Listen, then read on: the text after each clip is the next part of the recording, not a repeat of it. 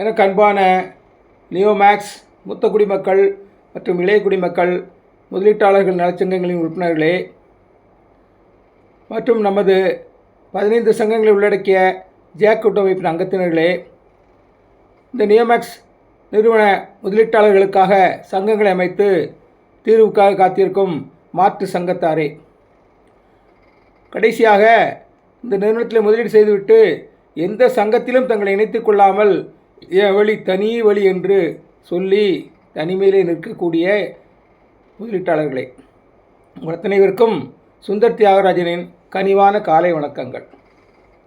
நண்பர்களே, சகோதர சகோதரிகளே, இன்றைய நீதிமன்ற நிகழ்வுகளை சுருக்கமாக நீட்டி மடித்து முழக்கி சொல்லாமல் சுருக்கமாக நீதிபதியின் இன்றைய தீர்ப்பு வாசிப்பிலிருந்து நான் குறிப்பிட்ட சில விஷயங்களை சுருக்கமாக சொல்லி முடித்துவிட்டு அதன் பிறகு என்னுடைய உரையை நான் தொடங்குகிறேன். நண்பர்களே, இன்று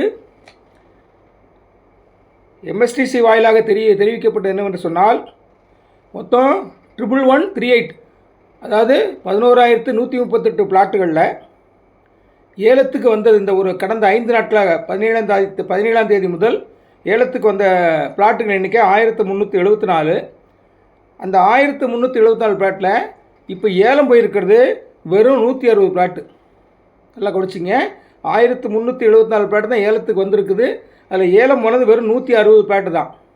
அந்த 160 பிளாட்லையும் 159 பிளாட்டை வந்து பாதிக்கப்பட்ட விக்டிம்ஸாக எடுத்திருக்காங்க. ஒரே ஒரு நபர் மட்டும், ஐ திங்க் மொராய்சிட்டி இடம் நினைக்கிறேன், கொஞ்சம் பெரிய இடத்துக்கு எடுத்திருக்கிறார். ஒரே ஆள் தான் பாதிக்கப்படாத நபர் ஒரே ஒரு பிளாட்டை ஏலம் எடுத்திருக்கிறார். ஸோ 1374 பிளாட்டு ஏலத்துக்கு வந்ததில் 160 பிளாட்டு நீதியரசர் 15% பரவாயில்லை என்று சொல்லியிருக்கிறார். இதனுடைய மதிப்பு பார்த்தீங்கன்னா 21,34,53,300 ரூபாய். 21,34,53,300 ரூபாய்கள். இதில் வந்து அதர்ஸ் எடுக்கிறாங்களே, அவங்க உடனடியாக வந்து குறிப்பிட்ட காலக்கெடு எம்எஸ்டிசியை சொல்லியிருக்கார் நீதியரசர். அந்த காலக்கெடுக்குள்ளே முழு பணத்தை செலுத்தணும்னு சொல்லிட்டார். பாதிக்கப்பட்டவங்க எடுத்திருக்காங்க இல்லையா, இப்போ எடுத்திருக்க 159 பேர் இனி எடுக்க போகிறவங்க இவங்கெல்லாம் வந்து அப்படியே அந்த சேர்த்து வச்சுட்டே வருவாங்க. அந்த எடுக்கிற ஆளுங்களுடைய பட்டியலை தனியாக வச்சுட்டு அவங்களுக்கு ரிஜிஸ்ட்ரேஷன் பண்ணி கொடுக்க மாட்டாங்க, ட்ரான்ஸ்ஃபர் சர்டிஃபிகேட்லாம் கொடுக்க மாட்டாங்க, சேல்ஸ் சர்டிஃபிகேட்லாம் கொடுக்க மாட்டாங்க. அதை வந்து அப்படியே வச்சுருந்து வந்து கடைசியாக கணக்கு பார்க்கும் பொழுது ஒரு 80% வருது, இல்லை 90% வருதுனாக்கா மீதி பணமான 10% 20% நம்ம கட்டிட்டு நம்ம பேரில் ரிஜிஸ்டர் பண்ணணும் அப்படிங்கிற மாதிரி நீதியரசர் சொல்லியிருக்கிறார். இது ஒன்று. அடுத்து வந்து பப்ளிக் ப்ராசிக்யூட்டர் அருமையாக சொன்னார். என்ன சொன்னார்னா, ரொம்ப ஆரம்பத்தில் ரொம்ப மந்தமாக இருந்த ரிஜிஸ்ட்ரேஷனு 23rd ஆன்வர்ட்ஸ், அதாவது 23ஆம் தேதியிலேருந்து இப்போ கடந்த 2 நாளாக நல்ல ரிஜிஸ்ட்ரேஷன் பண்ணிகிட்ருக்காங்க, நல்லா போயிட்டுருக்கு அப்படிங்கிறது சொன்னார். இந்த வேளையில் மூத்த குடிமக்கள் சங்கத்தினுடைய பெரும்பாடு இதில் ஒளிஞ்சிருக்குது. நம்ம வந்து அப்பப்போ மக்களுக்கு விழிப்புணர்வு கொடுத்து அந்தந்த பகுதியிலே நீங்கள் ரிஜிஸ்ட்ரேஷன் பண்ணவும் அங்கங்கே முகாம் அமைத்து, இப்போ நாம் வந்து 28ஆம் தேதி இங்கே முகாம் போட போகிறோம். 28ஆம் தேதி நம்ம ஒரு மீட்டிங் கூட்டிருக்கோம், அனைத்து சங்க கூட்டுக்குழு கூட்டம் கூட்டிருக்கோம் 3 மணிக்கு. அதுக்கு முன்னால் காலையில் இருந்து காலை 8-9 மணியில் ஸ்டார்ட் பண்ணிடுவோம். 9 மணிலேருந்தே இந்த அதே காமராஜர் அரங்கத்தில் நாம் வந்து ஒரு முகாம் போட போகிறோம். ஒரு 5-6 பேர் லேப்டாப்போடு இருப்பாங்க. நீங்கள் வந்து இலவசமாக ரிஜிஸ்ட்ரேஷன் பண்ணிட்டு போகலாம். இந்த முன்னெடுப்பை நம்ம எடுத்துகிட்டு இருக்கிறோம். வாட்ஸ்அப் வாயிலாக அந்தந்த பகுதி அருப்புக்கோட்டை, மதுரை, தேனி, கம்பம், திண்டுக்கல், திருச்சி, இந்த மாதிரி அநேக இடங்களில், திருவண்ணாமலை, அநேக இடங்களில் நம்ம வந்து இடத்த குறிப்பிட்டு அந்த அட்ரஸ் கூட்டு லொக்கேஷன்ஸ் மேப்பை ஷேர் பண்ணியிருக்கிறோம். அங்கங்கே போய் பண்ணிங்க சொல்லிக்கிறோம். ஸோ நம்மளுடைய பணி அளப்பரிய பணி, நம்ம வந்து பெருமைக்காக சொல்ல நம்ம தொடர்ந்து செய்வோம். இப்போ ரிஜிஸ்ட்ரேஷன் வந்து பிக்கப் ஆகிட்டுருக்குன்னு அவர் பிபி சொன்னார். எம்எஸ்டிசி வந்து ஐஓ ஆஃபீஸில் போயிட்டு திருப்பியும் வந்து முகாம் போடணும் அப்படிங்கிற மாதிரி நீதியரசர் சொல்லியிருக்காரு. அது டேட் என்ன சொன்னாங்கன்னா, அவங்க 1ஆம் தேதி மூலம் சொன்னாங்க, 1-4 சொன்னாங்க. அப்புறம் இன்னொரு நாள் கேட்டாங்க. அதனால் 1-2, அதாவது ஏப்ரல் மாதம் 1ஆம் தேதி அண்ட் 2ஆம் தேதி 2 நாட்களும் திருப்பியும் வந்து இஓடபிள்யூ ஆஃபீஸில் எம்எஸ்டிசி ஆளுங்க இருப்பாங்க. அவங்க வந்து ரிஜிஸ்ட்ரேஷனுக்கு ஹெல்ப் பண்ணுவாங்கன்னு சொல்லியிருக்கிறாங்க.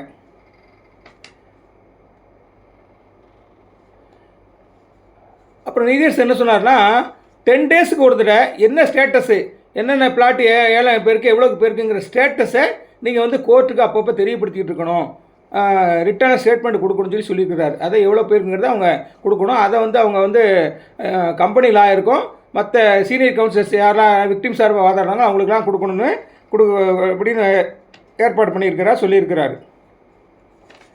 அதன் பிறகு பார்த்திங்கன்னா இந்த சுப்ரீம் கோர்ட்டு விஷயம் வந்தது. சொன்னல ஒரு கோஷ்டி போனாங்கன்னு சொல்லி சுப்ரீம் கோர்ட்டுக்கு, அதை வந்து கம்பெனி லாயர் எடுத்து சொன்னார். சொல்லும் பொழுது அந்த காப்பி எனக்கு கொடுங்கன்னு சொல்லி நீதியரசர் கேட்டார். அப்புறம் வந்து அதை தீர்ப்பிலே வாசிட்டார்.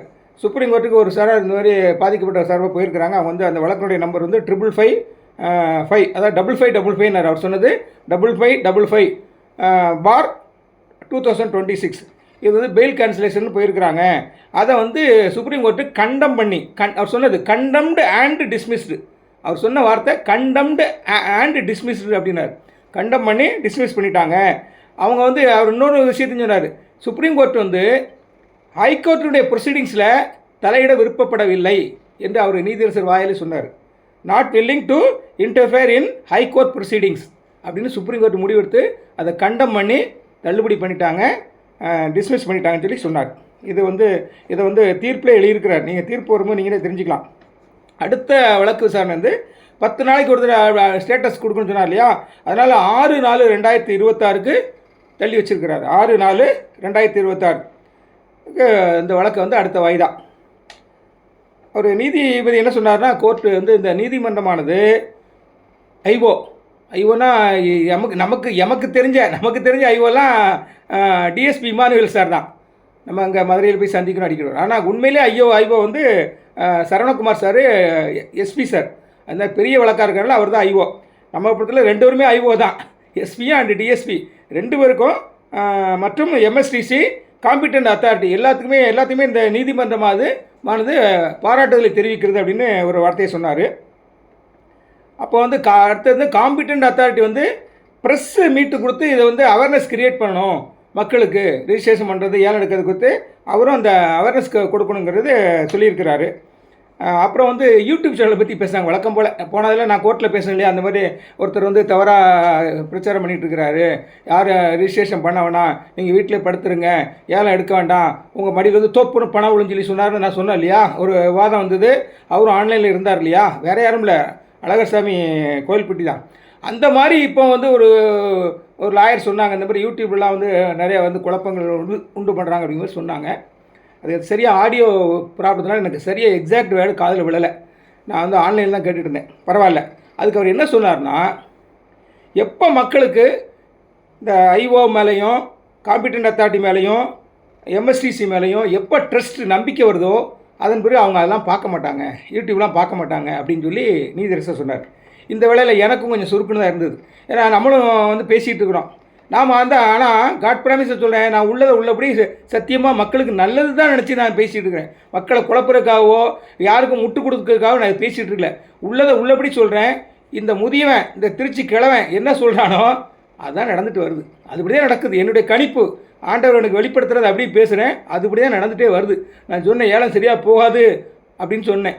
ஏற்ற வேலை வரும்போது நம்ம பாண்டுகள் என்ன கொடுங்கன்னு கேட்கலான்னு. ஆனால் நீதியரசர் வாயில் அது வரவே வராது. பாண்டுகள் என்ன கொடுக்கணுன்னு வரவே வராது. நாசுக்காக அவர் சொல்கிறாரு, உங்களுக்கு இழப்பு இல்லாமல் தரேங்கிறாரு. அதனால் அடுத்த கட்ட நடவடிக்கை என்ன எடுக்கலாங்கிறது நம்ம அடுத்தடுத்த வீடியோக்குள்ளே நம்ம பேசுவோம். நம்ம குரூப்பில் நம்ம போடுவோம். அடுத்து 1ஆம் தேதி 2ஆம் தேதி எம்எஸ்டிசி ஆளுங்க அங்கே ஐஓஎஃப்சியில் இருப்பாங்கன்னு சொல்லியிருந்தோம் ரிஜிஸ்ட்ரேஷனுக்காக. அது இன்னொன்று சேர்த்து சொன்னார் நீதியரசர். இந்த பாதிக்கப்பட்டவர்களே ஒரு 20-30 பேர் வாலண்டியர்ஸ், அதாவது படித்த வாலண்டியர்ஸ் இருந்தாங்கன்னா அவங்களே நீங்கள் உங்கள் கூட சேர்த்துங்கன்னு சொன்னார் யூடபிள்யூ ஆஃபீஸில்.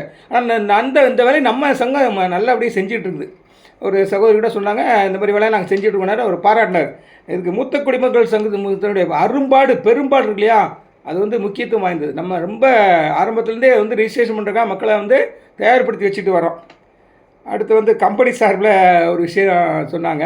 அது வந்து அவங்க சார்பில் அவங்க இடத்துலேருந்து எம்பத்தியோடு பார்க்கும்போது சரிதான். அவங்க என்ன சொல்கிறாங்கன்னா, புவர் பிட்டிங்காக இருக்குது, பிட்டிங் சரியில்லை அப்படின்னாரு. நான் ஏற்கனவே வந்து போட்டிருக்கிறேன், குரூப்பில் வாட்ஸ்அப் குரூப்பில் போட்டிருக்கேன்.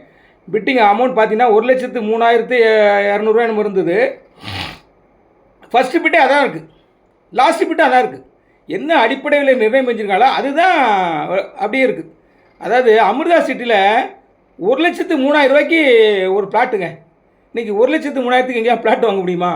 100 ரூபா ஸ்கொயர் ஃபீட்டு, 125 ரூபா, 115 ரூபா ஸ்கொயர் ஃபீட்டில் இடம் இருக்குது, நம்ம நியமத்தில் இருக்குது. அதுதான் வந்து அங்குசம் தினகரன் சொன்னார். அதை அவர் சுட்டி காட்டினேன். ஏன்னா அதிகமாக பிட்டிங் பண்ணி ஏலம் அதிகமாக போச்சுன்னா அவங்களுக்கு லாபம். ஈஸியாக 7,000 crores வந்து பிரித்து கொடுத்துடலாம். அவர் பாயிண்ட் ஆஃப் வியூவில் அது கரெக்டு தான். ஆனால் அவர் நீதியரசர் சொன்ன என்ன சொன்னார்னா அதுக்கு பதில், இல்லைங்க நமக்கு வந்து நியாயமாக தான் வேல்யூஷன் போட்டுருக்குறாங்க, நியாயமாக போட்டிருக்காங்க. ப்ளஸ் நம்ம அதுலேருந்து ஒரு 25% வச்சு தான் அப்செட் ப்ரைஸ் நம்ம அடிப்படை விலை வந்து பேஸ் ரேட்டை ஃபிக்ஸ் பண்ணியிருக்கிறோம். அதனால் எப்படி போகுதுன்னு பார்ப்போம் அப்படிங்கிற சொல்லிட்டாரு. நீதியரசருக்கு திருப்தி தான் இது. அப்புறம் வந்து 23/4/26 வந்து எலெக்ஷன் இருக்கனால எம்எஸ்டிசி அன்றைக்கி ஏலம் இருக்காது அப்படின்னு சொன்னாங்க. நீதியரசன் ஓகேன்னு சொல்லிட்டார். ஏன்னா எலெக்ஷன் வருது, பப்ளிக் எலெக்ஷன் வருது, தமிழ்நாடு சட்டமன்ற எலெக்ஷன் வருதுன்னா அதில் அந்த அன்றைக்கி வந்து ஏலம் இருக்காதுன்னு சொல்லி எம்எஸ்டி சார்பு சொல்லிட்டாங்க. நீதியரசன் ஒத்துக்கிட்டார். அதை ரீஷெடியூல் பண்ணுங்கன்னு சொல்லியிருக்கிறார். அப்புறம் வந்து இன்னொரு முக்கியமான விஷயம் என்னென்னா, இந்த ஏலம் போகாமல் இருக்கு இல்லையா, ஏலம் போகாமல் இருக்கிற பிளாட்டுகள் இருக்கு இல்லையா, அதெல்லாம் வரிசைப்படுத்தி வைங்க. அதை வந்து 15 மேக்கு அப்புறம் நம்ம திருப்பி ரீஷெடியூல் பண்ணி நம்ம அதை திருப்பி ரீஏலம் விடலாம் அப்படின்னு இருக்கிறார். இதில் முக்கியமாக பார்க்க வேண்டிய தோழர்களே, நம்ம அடிக்கடி சொல்கிறது தான், நம்ம இந்த மாதிரிலாம் வழக்கில் அப்படி போய் சிக்கிட்டோன்னா காலதாமதம் ஆகும் சொன்னோம். இந்த நீதியரசர் நமக்கு அமைஞ்சனால கொஞ்சம் ஸ்பீடாக போகுது. இந்த ஸ்பீடை எப்படி தாமதமாகனா உங்களால் தான், நம்மளால் தான், உங்களால் தான், என்னால் தான். ஏன்னா ரிஜிஸ்ட்ரேஷன் பண்ணுங்கன்னு சொல்லிட்டு இன்னும் பண்ணாமல் இருக்காங்க. இதில் டேஞ்சரஸ் ஃபுல்லோ யாருன்னு பார்த்தீங்கன்னாக்கா, சங்கத்தில் இருக்கவங்களுக்காக ஒரு நம்ம அவேர்னஸ்லாம் கொடுத்துட்ருக்கோம். எந்த சங்கத்தையும் சாராமல் இருக்கிறாங்க பார்த்தீங்களா, ஒரு 40,000 பேர்கிட்ட, அவங்க தாங்க ரொம்ப ரொம்ப டேஞ்சர். இப்போ அவங்களால நமக்கும் தீர்வு கிடைக்காம போயிடுமோன்னு பயமாக இருக்குது. ஏன்னா சங்கங்களை சேர்த்தா சங்கங்கள் நம்ம அவேர்னஸ் கொடுக்குறோம், முகாம் போடுறோம், அங்கங்கே போட்டு நம்ம ரிஜிஸ்ட்ரேஷன் பண்ண சொல்கிறோம், அடுத்த கட்டமாக நம்ம என்ன எப்படி பண்ணணும் சொல்லி கொடுப்போம். ஆனால் எந்த சங்கத்துலையும் சேராமல் இருக்கிறவங்க ஒரு 500 ரூபா 600 ரூபா சந்தா பார்த்துட்டு இப்போ தனியாக இருக்கிறவங்களால் தான் எல்லாத்துக்குமே மிகப்பெரிய டேஞ்சர் இருக்குது. இதையும் நான் வந்து ஒரு எச்சரிக்கையாக தான் நான் சொல்கிறேன். அடுத்து கோர்ட்டு பாஸ் விஷயமாக ரஜினி மேடம் சொன்னாங்க. அது ரொம்ப சரியான விஷயம். சென்னையில் வந்து பழைய பாஸ் முந்தின வாய்தாக்கு போயிருந்தோன்னா அந்த பாஸை காமிச்சோன்னா அதை வச்சு அவங்க புதுசாக பாஸ் அடித்து கொடுத்துருவாங்க அன்றைக்கி உள்ளே போகிறதுக்கு. ஆனால் மதுரையில் ரொம்ப ரொம்ப மோசங்க. மதுரை ஹைகோர்ட்டில் உள்ளே போகிறது நாங்களே படாபாடுபட்டோம். அன்றைக்கி உள்ளே போகிறதுக்குள்ளே வக்கீல் வந்து கேட்குறாரு, அப்போ கூட கொடுக்க மாட்டேங்கிறாங்க. ரொம்ப படாபாடுபடுத்துகிறாங்க. இன்றைக்கி நிறைய பேருக்கு பாஸ் கிடைக்காம வெளியே இருந்திருக்காங்க. ஸோ அதனால் அதை சுட்டி காட்டினாங்க. நீதியரசர் இந்த வழக்குக்கு நியமஸ் வழக்குக்கு ஒரு 20-30 பேருக்கு நான் பாஸ் போடுறதுக்கு நான் சொல்கிறேன்னு சொல்லியிருக்கிறார். இதுதான் தோழர்களே இன்றைய நிகழ்வு. இதில் என்னென்னா, இந்த திருச்சி முதியவன் என்ன சொல்கிறானோ அதான் நடந்துட்டு வருது. கவனிச்சிங்களா? நல்லா கவனிச்சு பாருங்கள். நான் ஏலம் சரியாக போகாதுன்னு சொன்னேன். நேற்று நம்ம சொன்னேன் சரியாக ஏலம் போகாமல் இருக்குது அப்படிங்கிறலாம் சொன்னேன். எல்லாம் பிட்டிங்லாம் நான் பார்த்துட்ருக்கேன், அப்பப்போ பார்த்துட்ருக்குறேன். இதில் பார்த்தீங்கன்னா 1374 பிளாட்டில் வெறும் 160 பிளாட்டு தான் ஏலம் போயிருக்குது. அந்த 160 பிளாட்லையும் 159 பிளாட்டை வந்து ஏலம் எடுத்தது யார் தெரியுமா? பாதிக்கப்பட்ட நம்மளால தான் எடுத்திருக்காங்க. ஒரே ஒரு பிளாட் தான் வெளியே எடுத்துருக்கிறார். இன்னும் அநேக சொத்துக்கள் உள்ளன. நாம் என்ன செய்ய போகிறோம்? அதுதான் நான் உங்களுக்கு முன்னாடி கேள்வியை வைக்கிறேன். தயவுசெய்து தோழர்களே, சங்கங்கள் எடுக்கும் முன்னெடுப்புகளுக்கு நீங்கள் தயவுசெய்து உங்களை வளைஞ்சி கொடுங்க. தயவுசெய்து உங்களை வளைஞ்சி கொடுக்காமல் நீங்கள் ஸ்டிஃபாக நின்னீங்கன்னா எல்லாத்துக்குமே காலதாமதம் ஆகுங்க. நான் ஆரம்ப காலத்தையும் சொல்லிட்டு வரேன், இந்த லைனில் போய் நின்றுட்டோன்னா நிச்சயமாக நமக்கு காலதாமதம் ஆகும் தான் சொன்னேன். அதே மாதிரி பண இழப்புகள் வரும்னு சொன்னால் இப்போ பண இழப்புகள் வந்துகிட்டு இருக்குது. 1180 ரூபாலாம் நம்ம வந்து நினச்சே பார்க்கல. சர்ச்சைக்காரன் காலில் விடுறது, சண்டைக்காரன் காலில் விடுந்து நம்ம வாங்கிடலாம்னு சொல்லி நான் இருந்தேன். சரி, அது பாஸ்ட் இஸ் பாஸ்ட். இனிமேல் அப்படியெல்லாம் நம்ம இது பண்ண முடியாது. நான் எந்த கிரெடிட்டையும் எடுத்துக்க விரும்பல. கிரெடிட் எந்த விதமான பலனையும் எந்த விதமான பெருமையும் நான் எடுத்துக்கொள்ள விரும்பவில்லை. இன்றைக்கி நீதியரசர் முன்னாடியே வந்து ஒரு சகோதரி சொன்னாங்க, நாங்கள் அந்த வேலையெல்லாம் செஞ்சிட்ருக்கோம், நாங்கள் ரிஜிஸ்ட்ரேஷன் பண்ணுறதுக்கு. அதுக்கு மூத்த குடிமகள் சங்கம் ஒரு 10 ரூமுக்கு வந்து நான் என்ன பாடுபட்டு இருக்காங்கிறது கடவுள் அறிவார். ஆனால் அந்த கிரெடிட் எனக்கு வேண்டாம். ஏன்னா இனிமேல் வந்து சுந்தர் தியாகராஜன் கிடையாது, மூத்த குடிமக்கள்னு கிடையாது, இணை குடிமக்களும் கிடையாது. இனி இருக்க போகிறது ஒரே தான் பாதிக்கப்பட்டவர்கள் கூட்டமைப்பு. இந்த கூட்டமைப்பை உருவாக்குறதுக்காக தான் நான் வந்து வர 28ஆம் தேதி சனிக்கிழமை அன்னைக்கு 3 மணிக்கு நான் கூட்டத்தை கூட்டியிருக்கேன். தயவு செய்து என்னை விரோதியாக நினைப்பவர்களுக்கு முதலாக சொல்கிறேன், உங்களை கையெடுத்து கும்பிட்டு காட்டுக்கிறேன். தயவு செய்து கூட்டத்துக்கு வாங்க. நீங்கள் பணம் தான் வேணும்னு நீங்கள், நான் குறுக்க நிற்கலை. இப்போ என்ன சூழ்நிலை போயிட்டுருக்கு பார்த்தீங்களா? 160 பிளாட்டில் வந்து ஒரே ஒரு பிளாட் தான் ஒருத்தர் எடுத்திருக்கிறார். அப்படி இருக்கும்போது எப்படி நம்ம வந்து பணம் கேட்க? எத்தனைங்க நான் சொன்னேன், எத்தனைங்க ஆரம்பத்தே சொல்லிகிட்டு இருக்கேன். இதில் வர வட்டி வேணும், மெச்சூரிட்டி வேணும், யூடியூப்பில் உட்காந்து ஒருத்தர் பேசுகிறாரு, அவருக்கும் நியமனத்துக்கு சம்மந்தமே கிடையாது, அவர் இந்த நிறுத்தம் முதலீடும் பண்ணல, அவரை நம்பி ஒரு 2000 விக்டிம்ஸ் அவர் கூட இருக்கீங்கன்னா நீங்கள்லாம் மாறணுங்க, நீங்கள்லாம் மாறணும். இந்த பக்கம் வாங்க. பாதிக்கப்பட்டவர்கள் யார் உண்மையிலே பாதிக்கப்பட்டவங்க? நான் வந்து இந்த நிறுவனத்தில் முதலீடு பியூர் முதலீட்டாக இருந்தேன். அடிக்கடி சொல்ல அக்மார்க் முதலீட்டாளர் தான். நான் எந்த விதமான லீடர் எஸ்ஹெச்ஓ டிஹெச்ஓ எந்த எச்சையும் கிடையாது. நான் பியூர் முதலீட்டாளர் தான். நான் யூடியூப்பில் பேசுகிறேன்னா எனக்கு தகுதி இருக்குன்னா நான் பாதிக்கப்பட்டேன். அந்த வலியும் வேதனையும் எனக்கு இருக்குது. ஆனால் எந்த விதமான சம்பந்தமே இல்லாத ஆளுங்களாம் யூடியூப்பில் உட்காந்து பேசுகிறாங்க. அதையும் ஒரு 2000 பேர் என்னுடைய கிளைண்ட்ஸ்னு அவர் கோர்ட்டே சொல்கிறாரு. ஏங்க நீங்களாம் எப்போங்க மாற போகிறீங்க? நம்ம தலையிலேயே மண்ணவாரி போட்டுக்கிற மாதிரி இப்படி பண்ணிங்கன்னா நியாயமாங்க? தயவு செய்து கொஞ்சம் பாருங்கள். நீங்கள் ஏதாவது சங்கத்தில் போய் சேருங்க. ஏன்னா அதில் நீங்கள் உங்களுடைய பிரதிநிதி யாராவது ஒருத்தர் 28ஆவது மீட்டிங் வாங்க, நம்மளாம் ஒன்று கூடி பேசுவோம். நான் வந்து ஆட்டோகிராட் கிடையாது, நான் சர்வாதி கிடையாது. நான் ஆட்டோகிராட் இல்லை, ஐ எம் நெவர் நான் ஆட்டோகிராட். நான் ஒரு ஆட்டோகிராட்டாக இருக்க நான் விரும்ப மாட்டேன். என் குடும்பத்திலே அப்படி தான் விட்டு கொடுத்து போவேன். வாங்க கூடி பேசுவோம், எல்லாத்துக்கும் நல்லது செய்வோம். வருவீங்களா? நீங்கள் உங்கள் சங்கத்தின் தலைவர்களை என் மேலே கோபமாக இருக்கக்கூடிய ஒரு சில சங்கத்துக்காரங்களை நீங்கள் சொல்லி அனுப்பி விடுங்க. நிறைய சங்கங்கள் திருநெல்வேலியெலாம் இருக்குதுன்னு சொன்னாங்க, எனக்கு தெரியாது. சிவகங்கையில் சங்கம் இருக்குது, மேடம் வந்து அவங்க அதை பார்த்துக்குவாங்க நினைக்கிறேன், லாவண்யா மேடம். இந்த மாதிரி நெய்வேலி சங்கம், அந்த மானாமதுரை சங்கம், இன்னும் என்ன சங்கம் இருக்கும் எனக்கு நிறைய சங்கம் தெரியாதுங்க. எனக்கு தெரிஞ்செல்லாம் மூத்த குடிமக்கள் சங்கம், இளைய குடிமக்கள் சங்கம், எம்ஸ்டார்னு ஒரு சங்கம் இருக்குது, நெய்வேலியில் சங்கம் அமைச்சிருக்கிறாரு, மானாமதுரை அமைச்சிருக்கிறாங்க, தேனியில் அமைச்சிருக்கிறாங்க. அப்புறம் இந்த வளர்பிறை சங்கம், அதில் ஒரு 15 சங்கம் இருக்குது. அந்த புதுக்கோட்டையில் மயிலாடுதுறையில் அமைச்சிருக்காங்க, திண்டுக்கல்லாம் அமைச்சிருக்காங்க, மதுரை அமைச்சிருக்காங்க. இவங்களாம் எனக்கு தெரியும். இந்த எங்கள் கூட்டமைப்பு ஜாக் கூட்டமைப்பில் உள்ள 15 சங்கங்கள் ஜாக் கூட்டமைப்பில் இல்லாதவர்கள் தயவு செய்து வாருங்கள். ஒரு பெரிய ஜாக் கூட்டமைப்பு அமைப்போம். நம்ம ஜாயிண்ட் ஆக்ஷன் கமிட்டிக்கு தான் ஜாக்னு பேர். பாதிக்கப்பட்டவர்கள் கூட்டமைப்புன்னு பேரை கூட மாற்றிக்கலாம், விக்டிம்ஸ் கூட்டமைப்பு அப்படின்னு வச்சுக்கலாம். நீங்கள் வாங்க, நம்ம உட்காந்து பேசுவோம், நல்லதை முன்னெடுப்போம். அன்னைக்கு காலையில் 28ஆம் தேதி ஈவினிங் 3 மணிக்கு தான் இந்த தலைவர்கள் மீட்டிங்கு. தயவுசெய்து தலைவர்கள் மீட்டிங்கு நீங்கள் வேறு யாரும் பாதிக்கப்பட்டவங்க நான் செய்தி கேட்குறக்கா வரேன்ட்டு தயவுசெய்து வர வேண்டாம். அவங்கள கையெடுத்து கும்பிட்றேன். ஏன்னா நாங்கள் ஒன்றும் ஏற்பாடு பண்ணல. நான் ஒரு டிஃபன் கொடுக்கலாம் பார்த்தேன், வெளியிலேருந்து வராங்க, எல்லாம் சங்கத்தின் தலைவர் வெளியிலேருந்து வராங்க, அவங்களுக்கு ஒரு டிஃபனாவது ஏற்பாடு பண்ணலாம் நைட்டுக்குன்னு பார்த்தேன். அது கூட சமயக்காரை காட்ட முடியாதுட்டார். ஏன்னா சிலிண்டர் ப்ராப்ளம். அவர் முடியாது சார், நான் வழக்கமாக நான் அங்கே நான் போன நாட்டில் லஞ்சே போய் கொடுத்தேன் நான். அவர் முடியாதுட்டார். அதனால் வந்து எங்களுக்கு டீ தான் கொடுக்க போகிறேன், டீ பிஸ்கட் கொடுக்க போகிறேன், ஏதாவது ஸ்நாக்ஸ் ஏதாவது கொடுக்க போகிறேன். தயவுசெய்து எல்லோரும் நிற்காதீங்க. பாதிக்கப்பட்டவர்கள் முக்கிய திருச்சி போயில் உள்ளவங்களாம் டக்குன்னு வந்துடுவீங்க. அப்படி வர வேண்டாம். நீங்கள் முகாமுக்கு வாங்க. காலையில் முகாம் இருக்குது, காலையில் 9 மணிக்கெலாம் நம்ம முகாம் தொடக்கி விட்டுருவேன். அந்த முகாமுக்கு வந்து ரிஜிஸ்ட்ரேஷன் பண்ணுறதுக்கு நீங்களும் ரிஜிஸ்ட்ரேஷன் பண்ணிங்க. இந்த பகுதியில் பெல் பகுதியில் அந்த திருவெரும்பூர், காட்டூர், இந்த பகுதி திருச்சி பகுதியை சேர்ந்தவங்க நீங்கள் வந்தீங்கன்னா உங்களுக்கு இலவசமாக அன்றைக்கி அந்த முகாமில் உங்களுக்கு நாங்கள் ஏற்பாடு பண்ணி கொடுத்துருவோம், ரிஜிஸ்ட்ரேஷன் பண்ணிடுவோம். அடுத்த கட்ட நடவடிக்கை என்னங்கிறது நம்ம திரும்ப நம்ம சொல்லிகிட்டே இருப்போம்.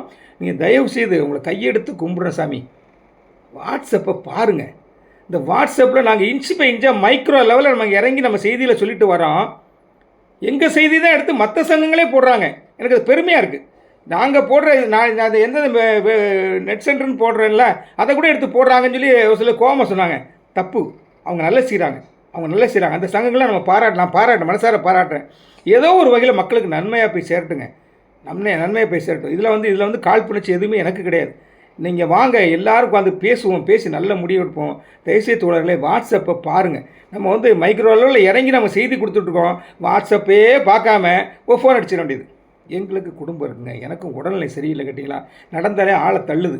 எனக்கு நிறைய பிரச்சனைகள் இருக்குது, எனக்கு நிறைய மன அழுத்தம்லாம் நிறைய இருக்குது. அதெல்லாம் வந்து உங்களுக்கு தெரியாது. அதனால் தயவு செய்து வாட்ஸ்அப்பை பார்க்காம எங்களுக்கு ஃபோன் பண்ணுற தயவுசெய்து நிறுத்திட்டு வாட்ஸ்அப்பை பாருங்கள், தொடர்ந்து பார்த்துட்டு வாங்க. நல்லதான் நடக்கும். நாங்கள் நல்லதான் சொல்லிட்டு இப்போ உங்களை ஏலத்தில் கலந்துக்கணும் சொன்னால் சமயம் வரும்போது சொல்லுவேன். சமயம் வரும்போது வேறு வழியே இல்லைன்னா நம்ம ஏலத்தில் கலந்துக்கணும்னு சொன்னால் நான் அப்போ கலந்துக்க சொல்லுவேன். அப்போ நீங்கள் கலந்துக்கணும். வேறு வழி இல்லைங்க. பணம் இல்லைங்க. பணம் 3rd வந்து எடுத்தால் தாங்க பணம் வரும். அப்புறம் எப்படி பணம் வரும்? பணம் வேணும், எனக்கு அந்த வீட்டில் படுத்துக்குவேன், எனக்கு மடியில் தொப்புன்னு விழணும், வட்டி வேணும், மெச்சூரிட்டி வேணும்னு சொன்னாங்க. எப்படிங்க வரும்? உங்களை ஏமாத்துறாங்க. இந்த 2000 கிளைண்ட்ஸை நான் சொல்கிறேன். தயவுசெய்து ஏமாத்துறவங்களை நம்பி இன்னும் இருக்காதீங்க. வெளியில் வாங்க, நம்மகிட்ட வாங்க. நம்ம பாதிக்கப்பட்டவங்க. உங்கள் வலி வேதனை எனக்கு இருக்கிறதுனால எனக்கு தெரியும். பாம்பின் கால் பாம்பரியும் சொல்லுவாங்க, அது மாதிரி எனக்கு தெரியும் உங்கள் வலியும் வேதனையும். அதனால் எங்ககிட்ட வாங்க, தொடர்ந்து நம்ம பயணிப்போம், ஒன்று சேர்ந்து பயணிப்போம். எல்லோரும் சேர்ந்தாதாங்க நடக்கும். நான் அடிக்கடி சொல்லுவேன், 95 பேர் ஒரு பக்கம் ஒரு ஆள் தான். எனக்கு வந்து பாதிக்கப்பட்டவங்க எல்லாருமே எனக்கு வந்து வேணுங்க. எல்லாரையும் தீர்வு வாங்கி கொடுக்கணும். அதில் ஒன்று சேருவோம், இணைந்து வாருங்கள் என்று கூறி உனக்கு இருகரங்குப்பை அழைக்கிறேன். எல்லாம் ஒன்று கூடி நம்ம வந்து ஊர் கூடி தேர்தெடுத்தால் தான் தேர் நகரும். நன்றி தோழர்களே, நன்றி நன்றி நன்றி.